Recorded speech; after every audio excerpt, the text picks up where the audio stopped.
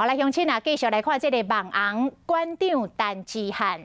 28岁暗暝，防开枪，身躯有7孔的这个枪孔，当场是老血流滴，加在无伤到要害。这个馆长昨暝是开直播向伊的迷众来问好，表示感谢。这馆长来断定讲，这是马凶手咧杀人，因为这个枪手第一枪就上准伊的头壳，是好你加在伊用伊的手去砸，才无来掉头壳。有这个名嘴讲，伊是自导自演，伊真不满哦。讲即摆这黄国昌要免费做伊的律师，要替伊来找真相。我坐在椅子上，他朝我的头开第一枪，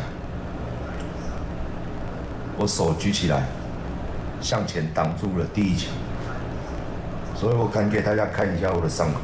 倒立病床顶悬，已经手术了的馆长第一摆开直播报告伊的状况，嘛多谢支持者的关心。还是名嘴节目，我觉得都真的是很没有道德，都已经在乱讲。如果这个社会是这样子的话，那每个人都可以花钱买凶杀人。伊嘛解释讲，家己当时开直播是因为血流真济，惊讲即摆会错起来，才会开始交代后事。整个像喷泉一样，然后我觉得非常冷，然后很痛，然后我的头非常的晕。把我手机拿着开直播，我要交代遗言。